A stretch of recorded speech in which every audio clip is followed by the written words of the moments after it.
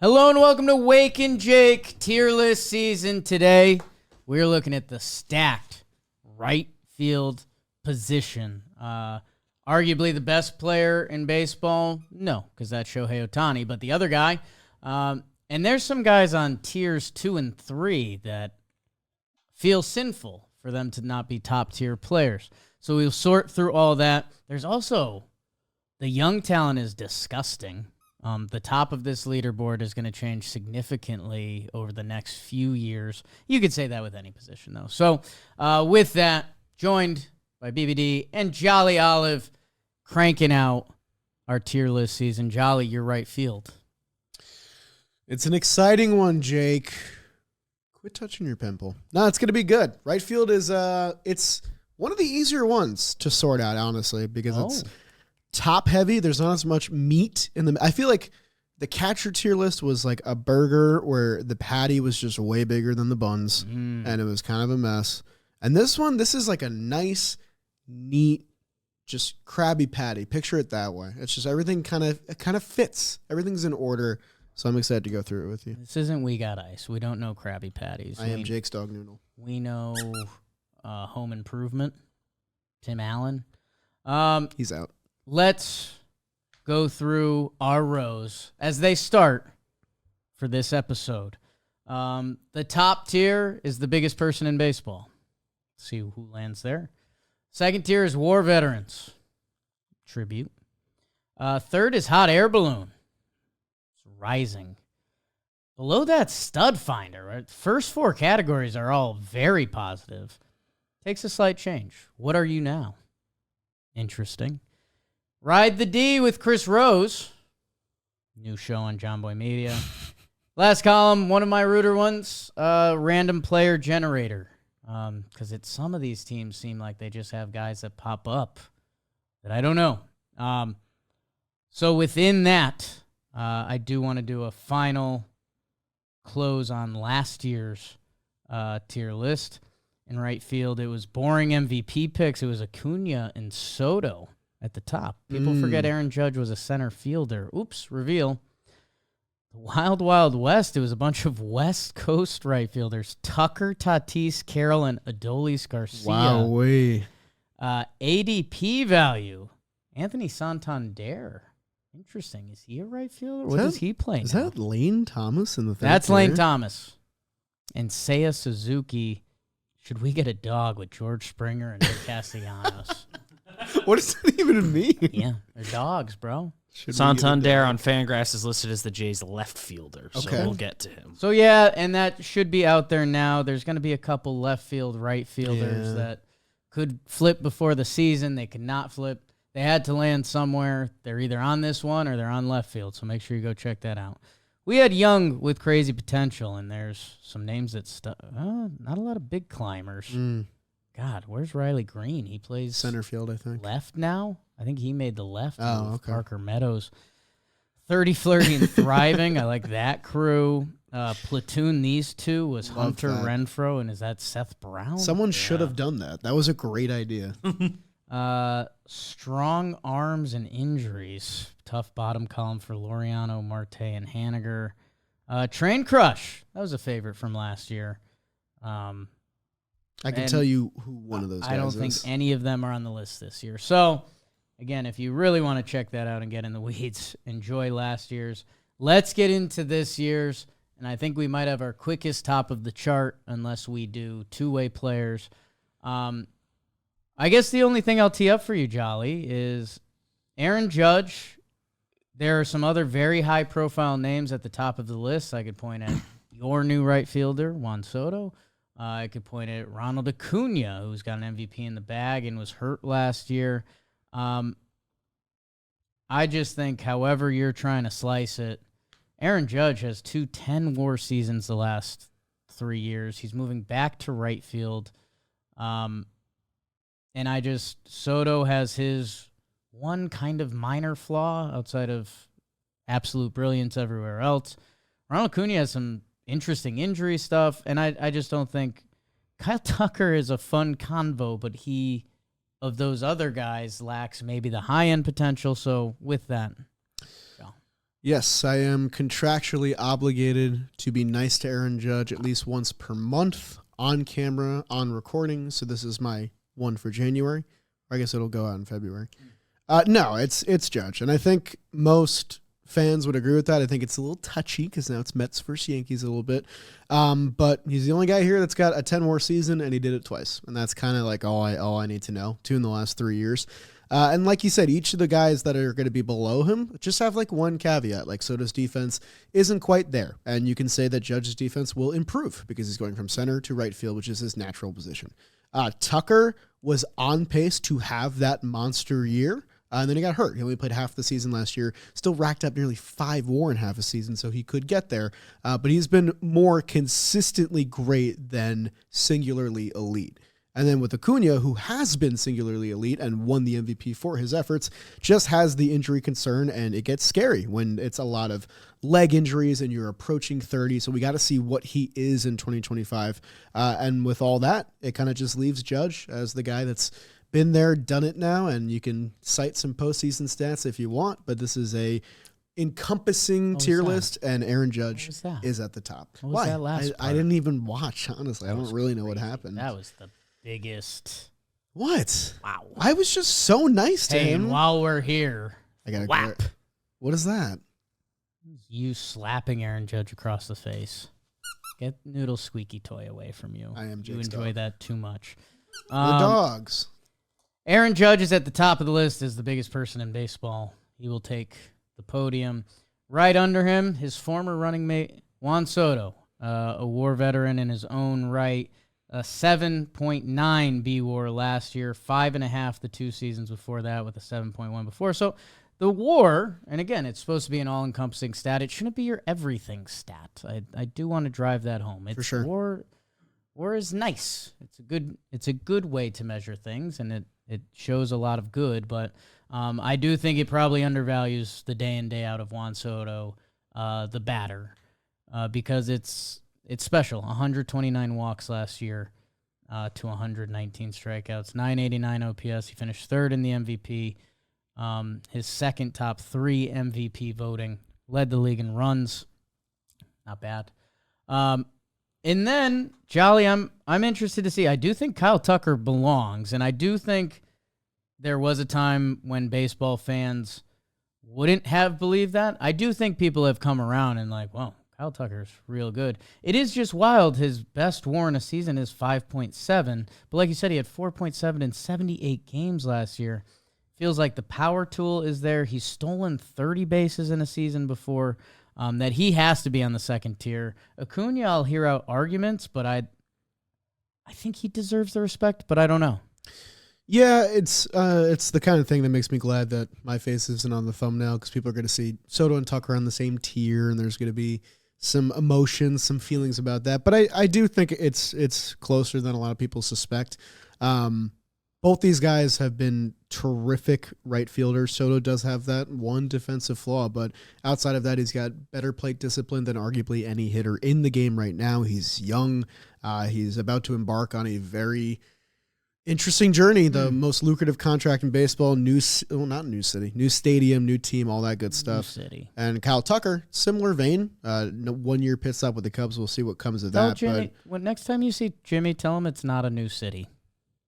Okay. Just no. I was being respectful. I don't necessarily disagree with you. Mm-hmm. Next time you see Jimmy, that's all I'm saying. I'm not really interested in his answer. I think you might be. I'm not really that You might interested. be. You're right. The one interesting thing here is Ronald Acuna Jr. What are we going to get this year? Because this is technically a tier list that is ranking them in 2025, not just who they have been their entire career. And you'll see more evidence of that lower on the list. But I mean, you can't discount what Acuna did in 2023, which is not that long ago. A 40-70 season, which still doesn't sound real. It still sounds like a video game season. OPS above 1,000 that year, a 171 OPS plus. Played in 159 games when he did it, too. He's still capable of that. We just got to see what it looks like in 2025. But I think it's too soon to say that he's not that player anymore. I'd need to see him this year and see how he moves and see if there really is limitations on his speed and defense to truly start to move him down the list. He is still elite in my mind. So it is, I mean, it's a complicated second tier because you can make arguments for any of these guys being above one another. I do think Judge is above them all. But I think it's fine to have them all in the same tier. And then next year we can have an interesting discussion of one guy separates himself from the pack. Yeah, I mean, Ronald Acuna it's going to be his age 27 season. So some of these other young up-and-comers we're going to come up on, we're going to be like, oh, he's pretty good. He's 26. Ronald Acuna has an MVP in the bag. He's a 4-time All-Star, 3-time Silver Slugger, a guy that's kind of known for his speed, or at least with the 70 stolen base season. He has a career 904 OPS. Career. Yeah. Career. It's not 700. bad. Yeah. I think the way you laid it out was very fair. Like, he doesn't deserve to have a lot of the crown taken away from him. It is very interesting. Yeah. How do those legs feel over a whole season? But it is funny that if you were, say you were to come in and be like, hey, Ronald Acuna Jr. is not going to steal bases anymore. Well, what if I could give you a 900 OPS? Because not a lot of other guys can at baseball or in the right field position. So I already feel a little relieved. I thought the discussion might lead us to Ronnie might have to bump down. I like that. Yeah. I like that. You can make a case of like we were unfair to Sean Murphy for the same reason, but his peaks were not nearly as high. I think it's a completely different scenario. Correct. We're just churning down the list, but I want to because I think that's how right field plays out. Yeah. Because I think this next tier is absolutely electric. I put hot air balloon. I was going between that, escalator. It just feels like these guys, and okay, maybe think about this. The class above these guys, Juan Soto just got $800 million to play baseball in a new city in the same city. Kyle Tucker is about to get so much money. If he has a Kyle Tucker season, he is about to get so much money. Ronald Acuna Jr., people are nervous about that contract, but if he gets another one, he's going to make maybe some of the most money a hitter's ever made in baseball. Aaron Judge, pretty good contract, home run record, handsome, tall. So the guys above them that I think a lot of these guys are going to join, or some have already joined, Fernando Tatis, I believe, deserves to be here. It's an interesting baseball card look, but we'll talk about that. Corbin Carroll, for me, it was a really slow start last season that you could spin either way. The fact he got out of it and still had a really nice year is a great sign for a baseball player as young and skilled and he is. And then I feel like I'm missing someone else as a part of this speech. I have Jackson Chourio with these fellas. And I think you're correct. What Jackson Chourio did, we want to talk age. He was 20 last year. Yeah. And I think he finished 20-20 unless he missed in one stat line. And he got progressively better as the season went on. I love that group.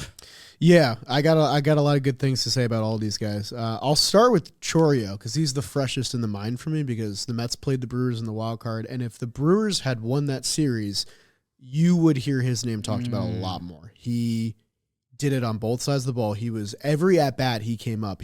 I was nervous as hell because at 20 years old. This dude is the real deal. He can go out there and get it. He did have a 2020 season, like you said before. He was a 4-WAR player at age 20. Yeah. 20 years old he did that. He only finished third in Rookie of the Year voting because of how stacked the class was between Skeens and Jackson Merrill. But I do believe the sky is the limit for this dude. He was the number 2 prospect in all of baseball entering last year, and he totally lived up to that resume.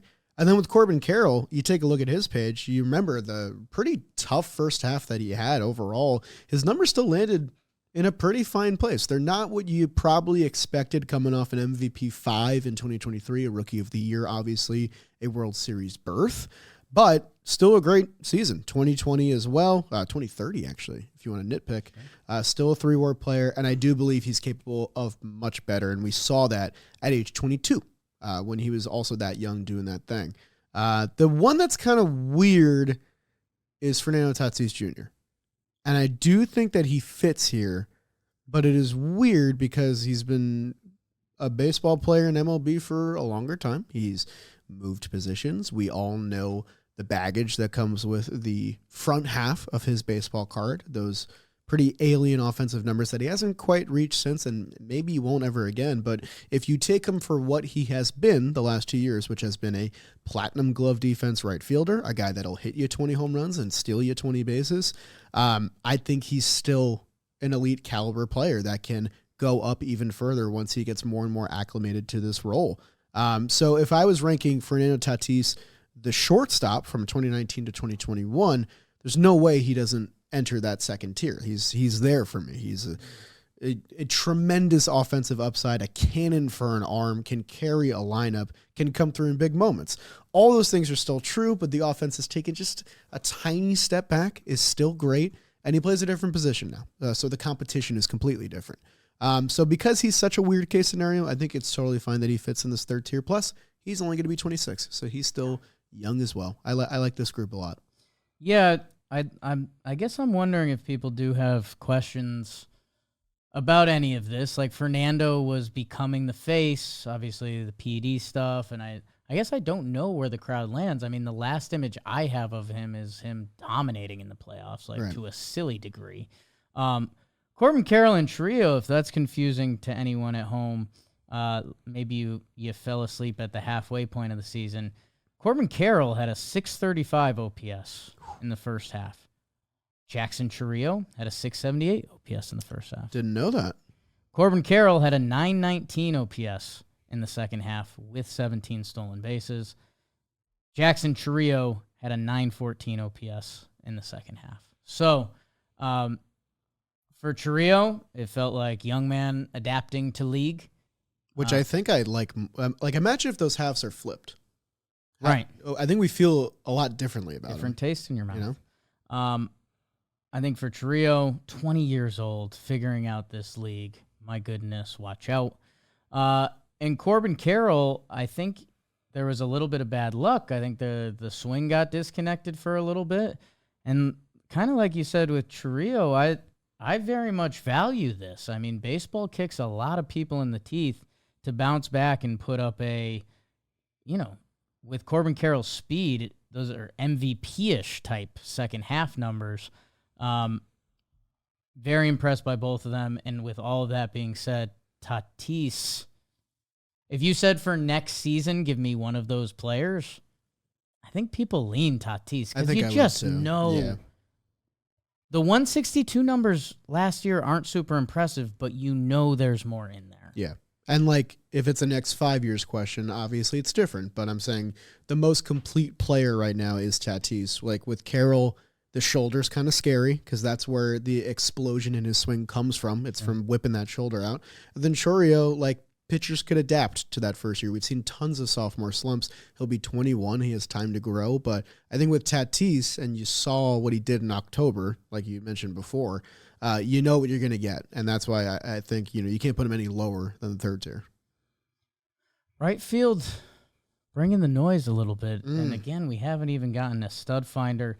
Again, people might love this. People might hate this. I'd say let's chew a couple guys off the board. Let's clean it up a little bit. Yeah. Because we are looking at a lot of faces at the bottom of our screen that we will now put on your screen. Random player generator. At first, I thought about naming this Guardians or Rockies random player generator, which that felt super rude. I think Big Christmas goes on the list just because he's so handsome and strong. But again, with a lot of these other guys we're wrestling with, my guy John Kensey has a lot to figure out offensively and defensively.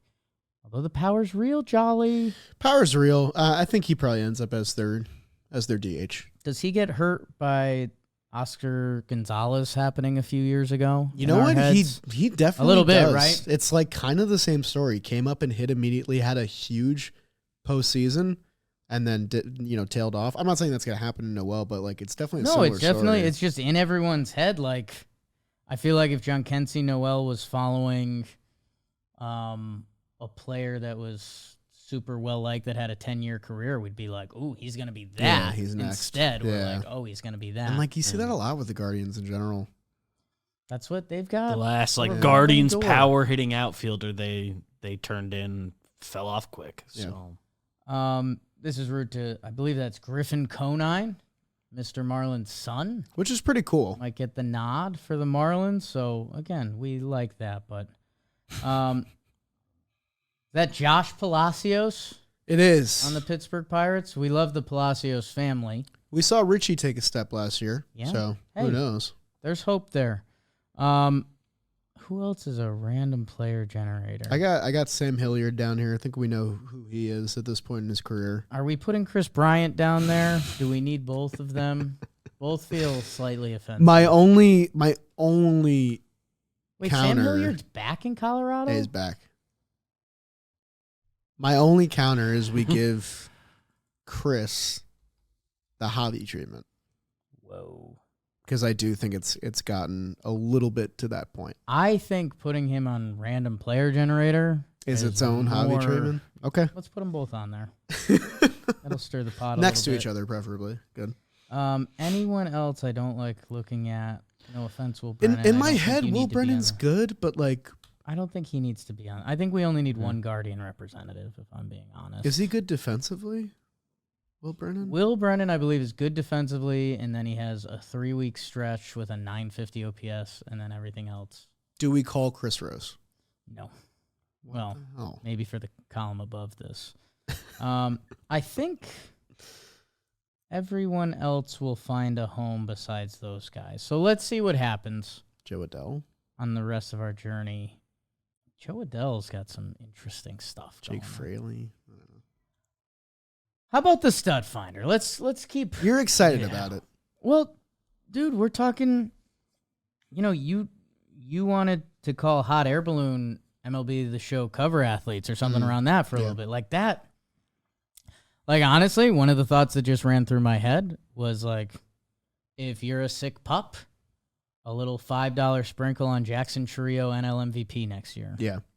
Like, if you believe in young players really taking over, like, it's pretty crazy to look at his second half, that if he puts up, Jackson Chourio could stumble into a 40-40 season next. That's nuts. I take that back. No, I honestly don't think it's that nuts. It is and it isn't. But, again, depending 30-30. depending how Let's you do like to first. use your $5 bills. That Studfinder, we're about to run into a lot of guys that, I don't want to say cornerstone pieces, but pieces that you look at your roster and you're like, I love that. These are my high ceiling guys. Well, why don't you? I also would like to co-name this tier Acquired You and Out of the Park Baseball, Okay. because I think I've acquired each of these four guys at some point. That's for someone in the That's for office. someone. Yeah, some really good names here. One name that absolutely shocks me, but needs to be here, and we'll get to him in a little bit. But we'll start with the Rookie of the Year runner-up, Colton Cowser, who had a nice little age 24 season, 153 games, 3 WAR, 123 OPS plus, 24 homers, very nice numbers across the board. Honestly, I think he might have tailed off a little bit in the second half, if I'm not mistaken. I feel like those numbers popped a little bit more first time I looked. No, he was a second half guy, which I like, I think. The AL Rookie of the Year, it had ebbs and flows a down little the stretch. funky. Colton definitely had a tough stretch at one point in the second half. Wells limped to the finish line. Heels worse ass of the second half. So that was a hodgepodge for a little It was bit. one of the races of all time. But he belongs in this list for sure because I think he's capable of a lot more. Baltimore is going to need him to be capable of a lot more in this upcoming season because they are losing a lot in their lineup with Anthony Santander going to a division rival. So I like Cowser a lot. I loved Baltimore kind of championing the cow uniforms in the stands for him. I thought that was really fun. And he's not quite in hot air balloon for me because I don't know how good it can get. Right. But I am excited to see what he does in his sophomore season. Like I am very excited to see what Lawrence Butler does this year because he really popped off and was a fun player to watch. When the A's came to Citi Field, I didn't realize how big that dude was. I didn't realize how fast that dude was. Pure athlete. He's younger than Cowser. He's going to be 24 next season, put up 3 WAR in 125 games, hit 20 home runs. Kind of just quietly. Like, I wouldn't call him a breakout candidate for next year because I think he's already broke out. But I do think he can do even better things next year. And that A's lineup is getting sneaky, Oh. kind of deep. I'm not lying. It's kind of nice. I don't mind it. Colin Cowser, he played a chunk of center field last year. That deserves some street cred. He bounced around to all 3 outfield positions. It's a really strong Rookie of the Year type campaign that, yeah, you're right. I mean, they're banking on it. Also, not part of this list, but one of the more fun personalities, like a real personality too. Not like he's doing someone else's shtick or trying, like he just kind of goofs with the fellas. So we like that. Cowser, we like that. Elbutt, yes. We need to see a little more. That's it. Like, it happened. It was fun. 125 games, and again, like I'm sorry if you said this on the way through, but I don't remember him getting off to a hot start. Yeah, I think it was a pretty ugly start. Yeah. I But mean, July 2nd through the end of the season, 302 batting average with a 943 OPS. That July. 1.2 July. Oh my God. so there's a lot of ways you can chop that up. You know, he had 2 months of incredible baseball. Around that, not as much. So again, this guy was a prospect. This guy, he's shown almost all of the tools. Why not believe? Why not? Why not believe? Let's say the light bulb is on for him. Same with Cowser. Did you mention Wilier Abreu? I did not I think mention you should. our guy. Wheeler was kind of a sneaky dark horse in the Rookie of the Year race. He got some votes, 6th overall. Thought he would have placed a little bit higher. But he just kind of does a little bit of everything, like sort of a very young but almost, I don't want to say complete player, but can help you in a lot of different ways. I know Red Sox fans love some Wheeler Abreu. I believe he came over via trade. Yeah, he was in the Christian Vasquez trade from Red Sox to Houston. That's how they got their hands on him. If you like Baseball Savant pages, this is one I recommend. The plate discipline isn't quite there, but also he was a rookie last year. 90th percentile or higher in outs above average and arm strength. Like that a lot. Won the feel Gold I didn't know Glove. Yeah. I didn't realize the defense was It's a there. new update. Right, yeah. Like he's a special defender out there. 5'10", 215. Yeah. And also, like, A running back. if that doesn't speak to you, I don't know what does. 5'10". He's another one of the vibes guys too, kind of like Cowser, and he had a lot of growth last year, which was pretty cool. I think the bat was kind of a concern for a lot of people. They knew what he was defensively, and I think that's what the Red Sox are kind of trying to focus on. They're trying to build a better defensive team and just hope that some of those guys could click. Wheeler certainly did, and he's been involved with some trade rumors, but I think he's staying put, and I'm excited to see what he does at Fenway in 2025. Yeah, I mean, he was such a weird one. At the beginning of last season, it was like, okay, 28 games, he kind of went nuts. Is he what? Yeah. So yeah, for him to put together a nice 3.5 WAR season, 132, with a Gold Glove at age 25. Again, like him, Cowser, like this grouping currently feels like one of our most united groupings of just young. I can't tell you the next steps. Like just knowing how baseball works, one of these guys in 2 years, we're gonna look back and be like, oh my God, remember? He was with those guys. And that kind of sucks, but that's just being honest. And that's baseball. I don't think it's anything to even do with these guys. I think it's like the baseball gods. I mean, honestly, you want to know one thing for all these guys? Sure. All three of these young left-handed hitting right fielders. Give me some league average numbers against left-handed pitching. Elbutt was the one that did it. It was a very small sample, though, 86 at-bats. But the other two are very clearly profiled as platoon bats right now. If they can hit both sides, like Corbin Carroll, like Jackson Chourio, like Fernando, that's how they move up. Because then they are everyday players. They already bring you something defensively, and they don't have that hole in their offensive approach. Yeah, I left this out when I was looking at Chourio's stat page.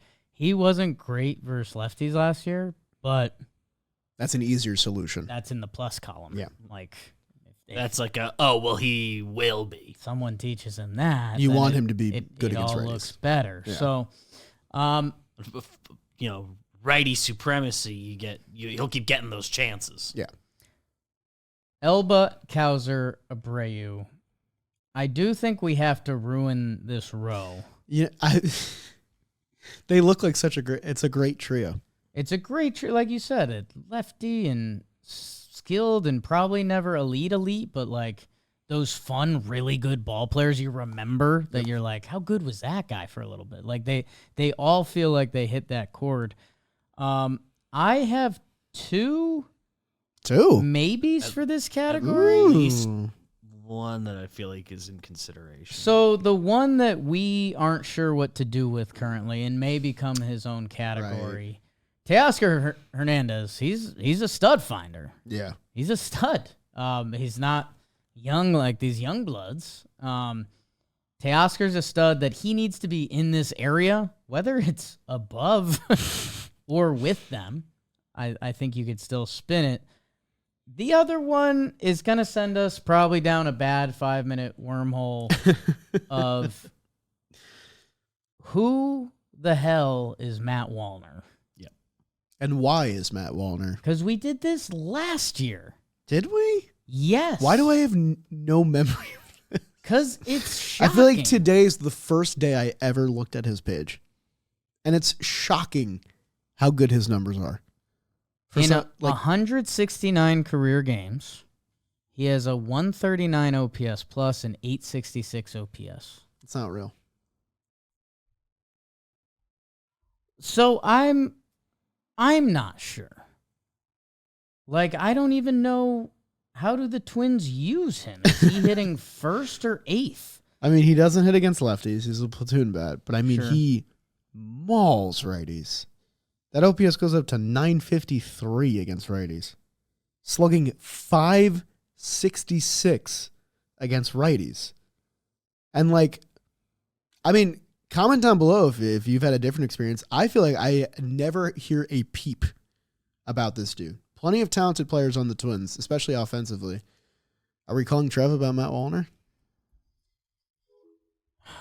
Decline. Did he decline you? So it's tricky Might because be baseball today. he doesn't have cell phone service where he lives. So you can't, like, actually call him. So then you're FaceTiming. We'll see. He double declined you. I think they might be doing baseball today. We'll see. If a text comes back, maybe I'll answer it. Okay. Hey, man, if we did blind resumes, I think we'd all point at Matt Wallner. Like the player A, player B thing? Yeah. Right? Yeah. Oh, that's a good tweet. You should fire that off. I used to do a lot of blind player resumes. Maybe I'll get back in that game. That's a really good one. Better numbers than Wally Abreu, more games played. Yeah, like he belongs. Who's a Butler? The only thing he's missing is name value. That's really it.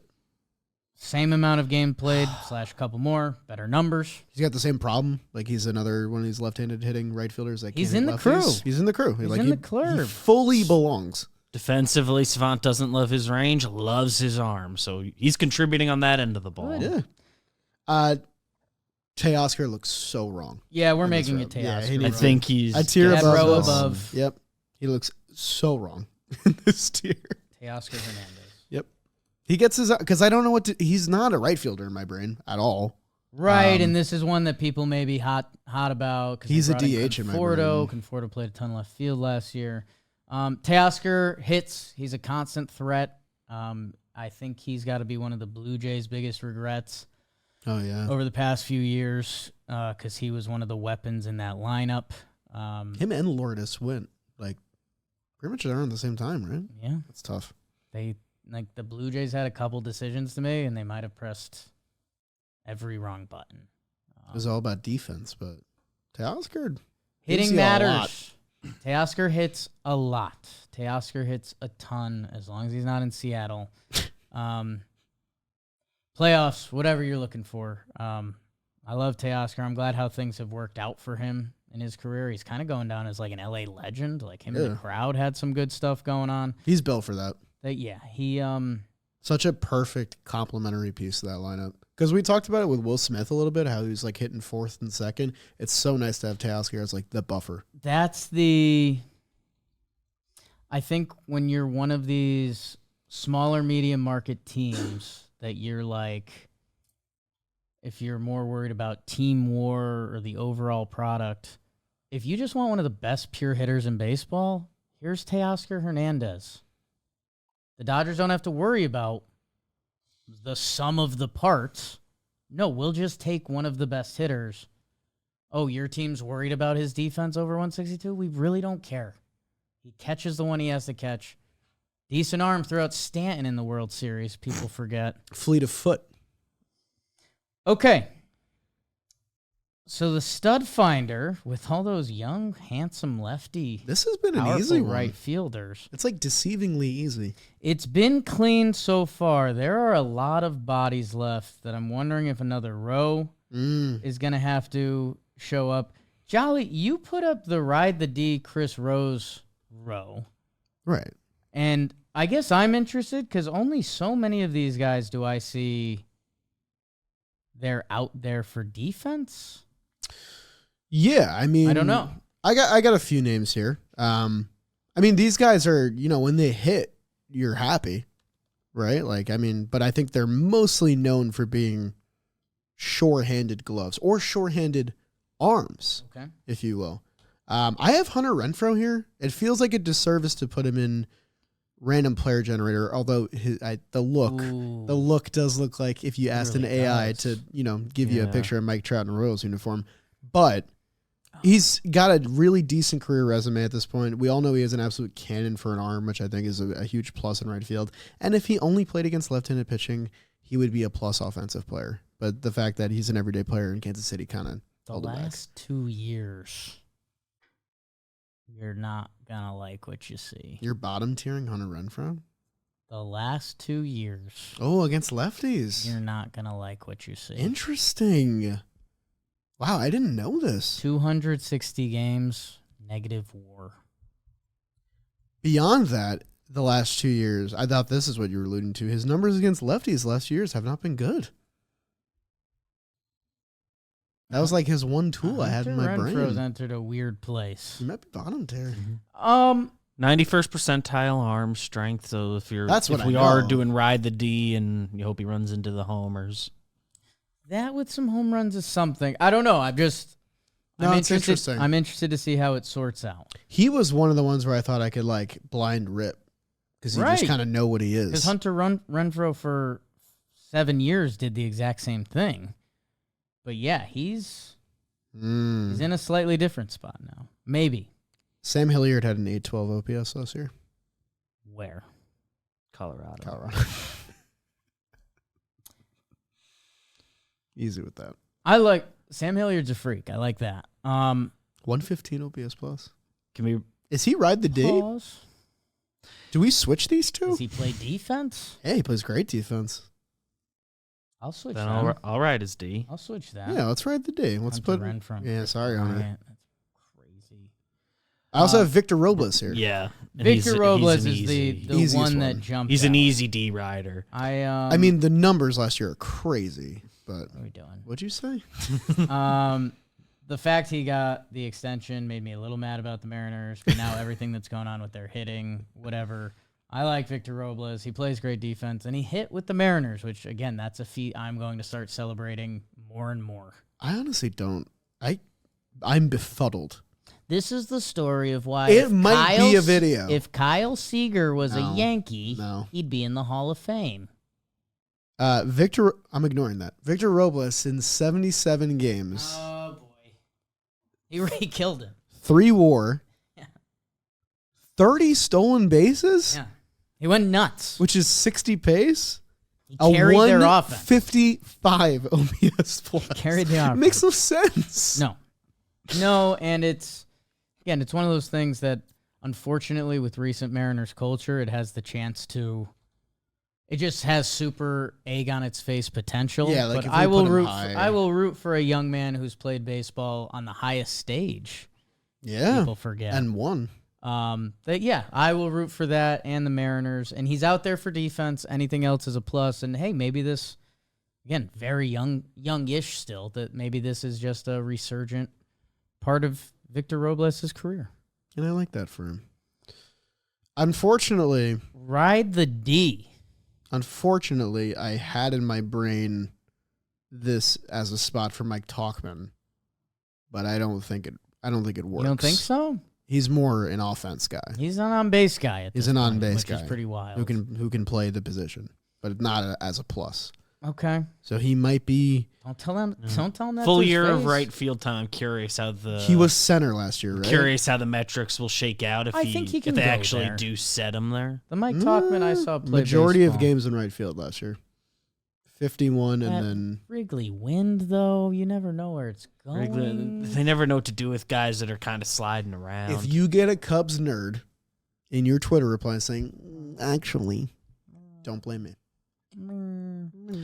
and if we're doing Mike Talkman there, I think we can do Jake Fraley there and not talk about him more.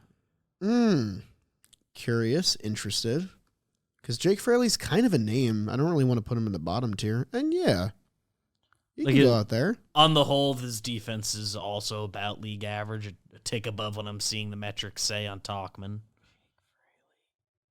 What a bizarre. No, it's funny. I keep looking, and now that Baseball Reference has it in your face with the WAR column, I keep expecting one of these seasons to pop up and be 2.5 WAR. No. The last 3 seasons are fine, but they're all 0 to 1 WAR. Is this Jake Fraley? Yes. It's tough. Weird. And he's like, how many? I mean, he's racked up a lot of games. This just kind of is who he is. I mean, he hit a little bit. He's really not a defense guy. He's hit a little bit the past few years. Should we have like a ride the O or something? Trying to get the whole show canceled, Jolly. Jeez and rice. Chas McCormick kind of built for this. Chad McCormick kind of rides the yeah. D. This makes me feel better. He has his crazy outlier offensive season Dusty Baker hates him. where Dusty was like, "You're not a part of the fabric of this team." Which, But made kind of the coolest World We Series catch Do ever. Yeah, not this want your all-time World 842 OPS in the lineup every day. and they're slotting him in this year after a negative WAR season. So It was rough last year. you can't put him anywhere higher. Yeah. If they find themselves acquiring another outfielder, that's going to be Chaz going to center. And Jake Myers to the bench. Jake Or Myers, Chaz to Chaz the bench. McCormick, both hit righty, throw lefty. Someone's getting traded. I think they like them. I I think think- one of you be good. If I'm being really rude, Uh-oh. I think Houston both likes player generating them. Just throw one of them out there. We I had don't the same care. guy twice. That's awesome. Don't care. How about this? Let's do a little What Are You Now? Because there's some more fun to this. There's some name recognition, and there's guys that maybe had a bad year or on a bit of a decline. Or I guess you could spin some young guys in here. I think the easy one that may be getting along on name ability, but also this whole team plays for a different thing. Castellanos. Yeah. He has an aura and an effect to him that I know that's not what the kids actually that is what the kids like to love do aura. tier lists on.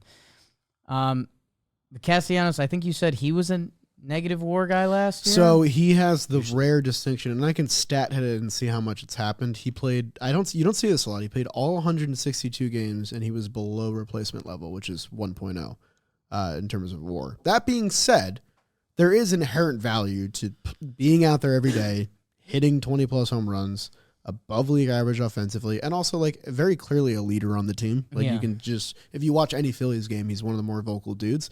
Plus he showed up in the postseason. Like when it was Mets Phillies in the DS, that was like the thorn in the Right. side for Mets pitching. They could not get this guy out. And it's a shame because I think if the Phillies moved on, you would have seen a lot more of him and like having a hot October, and he'd be, I think, perceived a little differently in our minds if he had that crazy run. Didn't end up happening. And I think there is a question of like, well, what is he now? Is he still going to be the right fielder? Because he kind of feels like he's going to be their first baseman, but Bryce is there. So is he getting traded? What are they doing with all these immovable parts that they have at positions they don't play particularly well? Is someone on their way out? I don't know. So there's a lot of question marks around Castellanos, and he is, I think, in the last year of his deal. No, he's got 2 more years. So is he getting moved? Don't really know what he is right now. Yeah, this is another guy that I think straight WAR judgment would be unfair. He Right. played every game. 742 OPS last year. And like you said, 2 of his last 3 postseason series, he's 1 dotted. The gap in between that, he was horrendous against Arizona. And that's a little bit Nick Castellanos. And he doesn't care, and the Phillies don't care, because there's time when he's going to essentially carry a baseball team.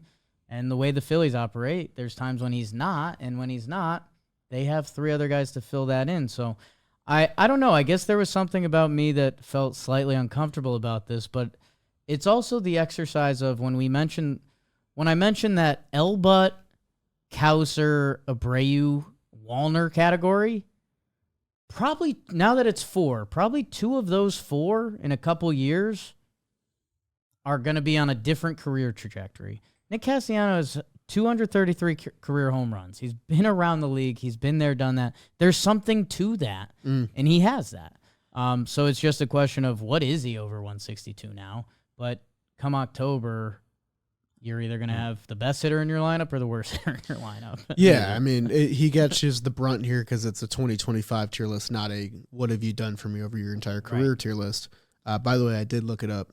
3 players in the last 15 years to play all 162 and finish below replacement level. Nick, Rougned Odor, Alcides Escobar. Okay. Fun Big list. 3. In his case, and a couple other guys who I think are slated to end up here, and maybe that'll be a next tier separator when we get there. Like, a few of these guys, it's like push comes to shove, they're up in a playoff game or big moment, 9th inning. Like, you're not upset that they're up. That's the case with him and Adolis Garcia. Yeah, The other team doesn't love seeing these guys come up. No. They still got that fear factor to them. Adolis, man, what a tough year. I didn't see it coming. No, it felt like he was breaking out. He felt like hot air balloon. It felt like 39 homers, and what he turned into Tatis in the postseason. Like it felt like you could look at all of his stats, and they were getting better and better. And then last year, who knows if it's World Series hangover? Who knows if it was a slow start, starts compounding on itself? I think he actually ended.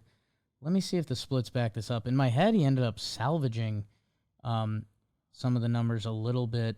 No, it's pretty balanced throughout. Yeah, the thing that gets scary with Adolis is that he wasn't hitting the ball as hard last year, which is, that's like bread and butter for him. The plate discipline was always not great, and then defense and base running both took a step back too. Right. And he was 31 last year, so like wrong side of 30 approaching. But like that being said, he was so good for 3 years in a row. I didn't see it happening that fast and that drastically. And I don't think it will. I think, again, baseball gods, and let's get that team back together. And he had, it's funny, because the splits were throwing me off. He had a horrid July, which that splits your splits, where he had a 504 OPS. Tough. That August, September, 723, 740, which is like, okay. It's, again, now kind of what we expect from Garcia. He had a big April, so I don't know. Could there be injuries? Could there be something we don't know about? I don't know. Could it be age? We'll find out this year. But again, if the WBC was on tomorrow and there was runners on second and third, and this guy was up, you wouldn't like that. Getting the 4s. Who's on deck? You'd be interested in that question. You're seeing some of the wildest swings. I'm almost tempted to push for this tier to be renamed Fear Factor. And for multiple reasons. Because, like, okay, yeah, maybe they're not going to have good numbers over the course of the full season anymore. You can't lock it in, but, like, in the moment you're not worried, and there is, like, a baseline competence, and you know what this group provides for the locker room. And I'm thinking about throwing George Springer in that group, whose numbers for the season ended up better than both of these guys. Really? I believe so. I don't know exactly what Castellanos end up. George fought. It's similar. I oddly tracked George Springer's last year too closely because I placed the George Springer versus Carlos Correa home runs last year, which was literally tortoise in the hair. Yeah. And it did win. Nice. Springer did out homer Correa last year. And yeah, this is one of those things where, okay, Adolis Garcia, we saw him perform at the highest level on the highest stage. Castellanos, we've essentially seen the same. George Springer used to do that. His regular season stats have taken a step down as he's gotten older, but okay, if we saw George Springer in the ALCS hit a 8th inning, take the lead home run, we'd be like George Springer. Doesn't he have like some of the most postseason home runs? He's got the most leadoff homers. Like insane 2017 World Series. He had 5 home runs. He's got 19 playoff home runs. But yeah, I like lumping them together. What Are You Now is a little soft for our tier list. And yeah, I wonder, is it like fear over war? Which president uses fear over war? Easy with The that. Putin? Not a president. We'll keep that off. Well, he's the president of his days. His title. I'm going to put fear over war. Okay. I mean, I don't know if he fits this now. I had Matt Vierling with these guys, but like Is he a ride the D? I don't know, because like the I vibe, kind of ride his D anywhere. the analysis was kind of the same, but like the vibe is different because I don't think anyone clocked him as like going to be a really important piece of a playoff team, a team that comes one win away from the ALCS.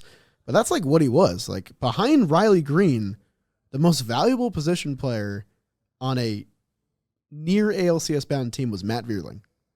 And it's cool.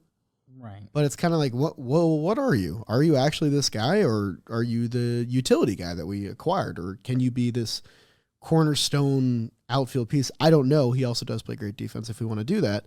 But I do feel like he's better than the guys in Ride the D. It's kind of funny because he's on, I never know if it's because I was young or dumb or both. And I think baseball has changed, that he's on, like, in my head growing up, this is like the traditional not top prospect path. Yeah. Like got called up at 24, 25, got some run, didn't exactly click. Age 26, got his chance to play, was okay.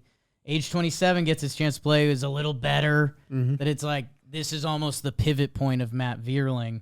And maybe we need another category. God. That's just pivot point or something?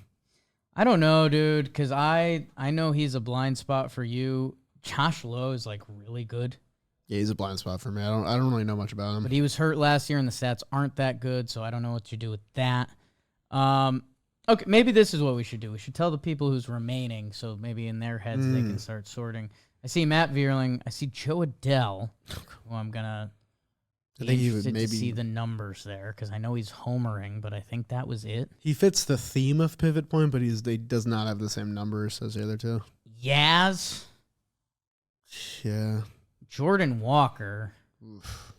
Joe Adell and Jordan Walker feel like they fit together. Joe Adell, Jordan Walker, and I'll even put Josh Lowe with them. I think there's something with young talent that hasn't really fully happened yet. There's something there. Dylan Cruz, does he go with them? Is that unfair? It's a little unfair. I mean, we don't really, but then where does he go? Just kind of not another like rookie section of right field right now. Which You know what? I feel like maybe he with. does go there because he does. the Nats kind of need him to be good.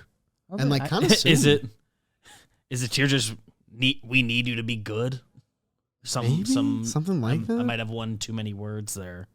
Okay. Would you have it above or below Fear Over War? I would have it below. I think so too. So And the let's only go one that below. feels unfair to kind of is Josh Lowe, but I just think that's the place for him. That's fine. Yeah. He has to do more. Like nothing is locked in for him. So Yeah. Joe Adell, Jordan Walker, Josh Lowe, Dylan Cruz. I mean, those are some high-profile prospects, guys that have shown a little bit, but they haven't gone yet. I know I say this every episode. So one of these guys could be the biggest leap for next year's tier list. You know what I mean?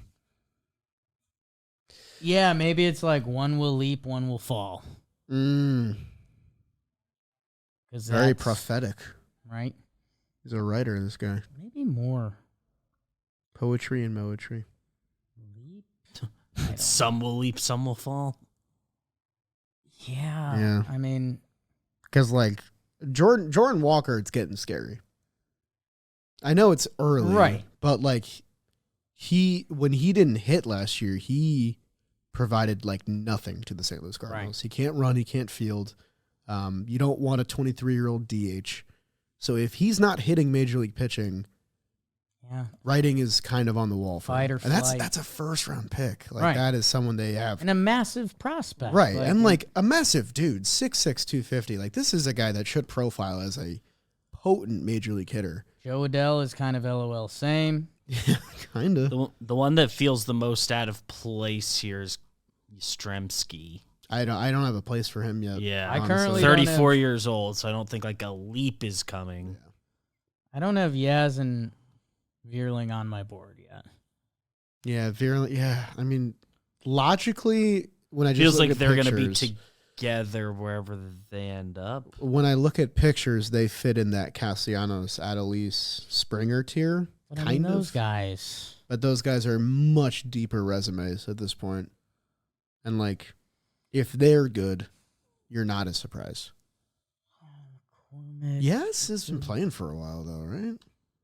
Yeah, he didn't debut until 28, but Yes, has 14 that's 6 WAR in full his career. season. Yaz has been a 2-WAR player every season of his career, including 2020. That's the biggest raw number B WAR. And it's in the I mean, fewest is it games. above Chris Rose, Ride the D, Definitely. and between Fight or Flight? It's Yaz, Vierling, Talkman, Jake Fraley, and it's you White, you Ben Affleck. Goodwill. Because I don't know what to do with these. Goodwill Bunting. Like, these guys, I don't know. Well, I'm glad that we're moving. Is Sam Hilliard good? He's a glove. And, like, Talkman and Fraley are not defense guys, so I am a little glad we're moving them. I mean, yeah, because, like, Yastrzemski's, we know exactly who he is. He's a little bit above league average offensively, a little bit limited defensively. In between Fight or Flight. 2 WAR. If he hits 20 home runs, you're very happy. Yeah, and you put them below Fight or Flight because if one of those guys has a good season, Cruz, Lowe, Walker, Adell, they're like cornerstone pieces almost instantly. Yeah. Where Vierling, Yaz, Talkman, and Fraley aren't going to do that. Yeah. Like, I have these as, like, white boys as advertised. White bread. Like Wonder Bread. Oh, I'm canceled. Let's see. Righty, lefty, $5 lefty, roll of lefty. Italian. Platoon me. Snow on Christmas. What's that? You know, you're really happy to see the white on the ground. Running around. What the heck is that? I'm just trying to be clever. Or like Unk's favorite player. No. Plays the game the right way.